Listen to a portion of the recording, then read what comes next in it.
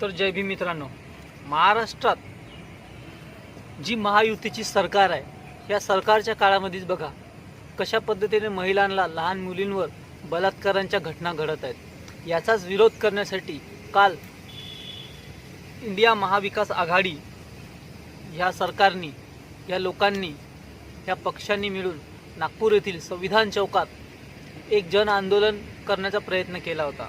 निदर्शने केले ते। ही जन आंदोलन बदलापूर येथे झालेल्या बलात्काराच्या घटनेचा विरोध होता मित्रांनो। तिथेच आम्ही काही लोकांच्या प्रतिक्रिया जाणून घेतलेल्या आहेत। त्या प्रतिक्रिया नेमक्या काय ते जरा तुम्ही बघा, त्यानंतर त्याची चर्चा करू आपण। मी संगीता वालदे। आज आम्ही संविधान चौकामध्ये महाविकास आघाडीचे सर्व नेते, आमचे नेते मान्य वडेट्टीवार साहेब आणि सगळे आम्ही नेते आणि आमच्या महिला वगैरे या ठिकाणी उपस्थित आहोत ह्यासाठी की बदलापूरला जी झालेली घटना याचा आम्ही निषेध करतोय। कारण की छोट्याशा चिमुकलीवर एवढा मोठा अत्याचार झाला आणि ही भारतीय जनता पार्टीची सरकार असंवेदनशील आहे।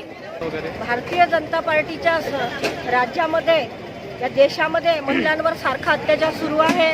कलकत्त्यामध्ये जी झालेली डॉक्टरवर अत्याचार, रेप करून तिला मारण्यात आलं, ही एक घटना निषेध करण्यालायक आहे। आणि ही सरकार सावरासावरी करते। RSSची विचारधारावाली सरकार आहे आणि ही सावरासावरी करणारी सरकार आहे। आणि महिला खेळाडूंवर अत्याचार,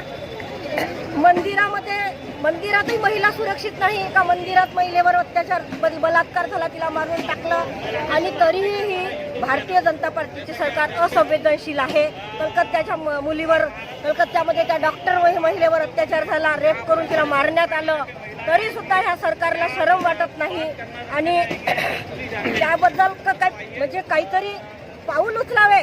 महिलांना फक्त 1500 रुपये देऊन लालच दाखवत आहेत तर आम्ही तुमच्या पाठीशी आहोत, पण ते 1500 रुपये कोणाला नको आहे। GST सगळं महागाई वाढवली आणि महिलांवर अत्याचारावर पांघरून झाकताय ही सरकार। त्यामुळे आम्ही या सरकारचा निषेध करण्यासाठी आमच्या नेत्यासहित आम्ही अशा ठिकाणी आलेलो आहोत। तर ह्या लोकांच्या प्रतिक्रिया बघून तुमच्या मनात प्रश्न निर्माण झाले असतील की महाराष्ट्रात नेमकं काय चालू आहे। रोज कुठे ना कुठे बहुजनांवर अत्याचार, महिलांवर अत्याचार होतच आहेत।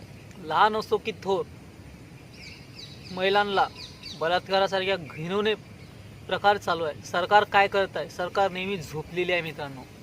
किती दिवस तुम्ही मेणबत्ती लावणार आहात? किती दिवस निदर्शने करणार आहात? हा प्रश्न आपल्या समोर निर्माण झालेला आहे।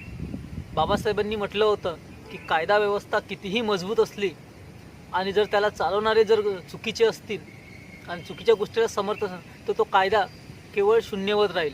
आणि कायदा जर चुकीचा असेल आणि चालवणारे व्यक्ती जर कठोर असतील तर कायदा योग्य ठरेल। या घटनेला तुम्ही काय म्हणता हे आम्हाला कमेंट बॉक्स नक्कीच सांगा। आणि जर तुम्ही आमच्या चॅनलवर नवीन असाल तर आम्हाला लाईक करा, शेअर करा, सबस्क्राईब करा। जय भीम।